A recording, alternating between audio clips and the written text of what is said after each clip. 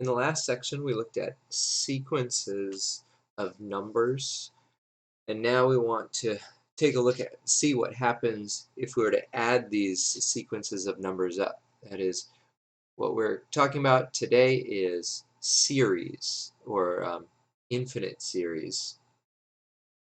So the idea is we want to take this sequence of numbers and find the sum.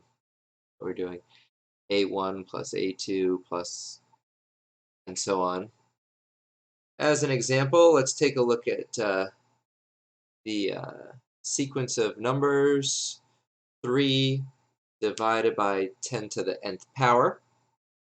So if we look at this series, we have, if we look at the first couple terms, we have 3 over 10 to the first, 3 over 10 to the second, 3 over 10 to the third, 3 over 10 to the fourth, and so on.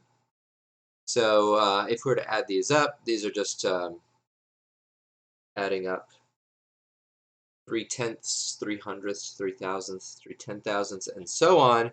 And we know that repeating fraction is, that repeating decimal is just the decimal form of 1/3.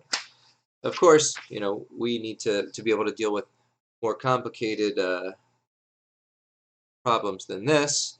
So what we have to do is we have some partial sums that we're going to look at. So the partial sums are just looking at the first n terms or the first several terms of the series. So the first partial sum is just a1. The second partial sum is a1 plus a2. Okay, so in general, the nth partial sum is the first n terms added up, and it would be denoted S sub n. You can think of these partial sums as forming a new sequence, and this sequence may or may not have a limit. If it does have a limit, that would be the sum of the infinite number of terms, and we'd call that S. And that would be the limit of the series, or it would be the sum of the series. So we've got a definition. Given the series of the terms, S sub n is the nth partial sum.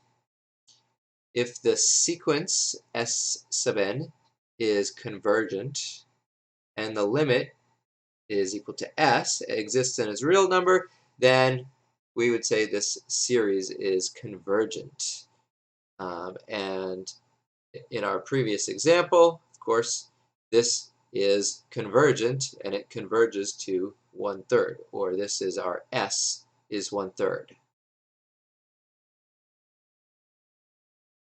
S is the sum of the series, and if it doesn't converge, that is, if it diverges, then the series is called divergent.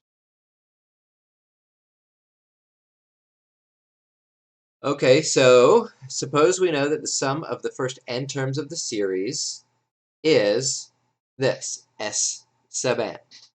Who knows how they got this, but S sub n is the nth partial sum.